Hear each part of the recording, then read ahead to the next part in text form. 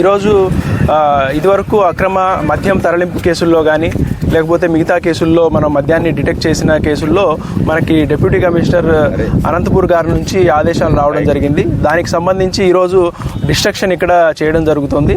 ఇదివరకు మన SCB inspector Bhargav Reddy నేతృత్వంలో ఇదివరకు మనం చాలా కేసులన్నీ డిటెక్ట్ చేయడం జరిగింది. వాటి వివరాల్లోకి వెళ్తే మొత్తం 89 కేసుల్లో గాను ఈరోజు దాదాపు 2348 లీటర్ల మద్యాన్ని ఇక్కడ ధ్వంసం చేయడం జరిగింది.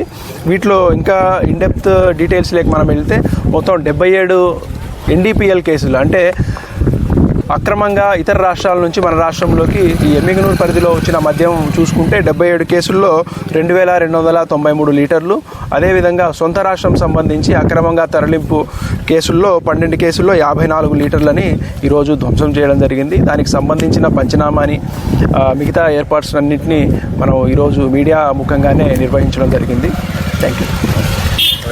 మీద ఒకసారి మద్యం కేసుల్లో పట్టుబడిన వ్యక్తుల మీద బైండ్ ఓవర్ మనం చేస్తున్నాము.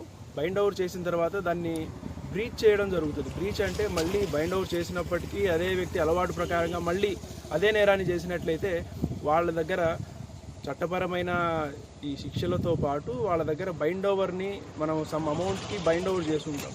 దానికి సంబంధించి బ్రీచ్ అయినట్లుగా మన ఎగ్జిక్యూటివ్ మ్యాజిస్ట్రేట్ ఎంఆర్ఓ దగ్గర నుంచి వాళ్ళకు ఒక ఆర్డర్ ఇప్పించి వాళ్ళతో కూడా ఫినాన్షియల్ లాస్ వాళ్ళకి జరిగే విధంగా డబ్బులు కూడా మనకు కట్టించడం జరిగింది.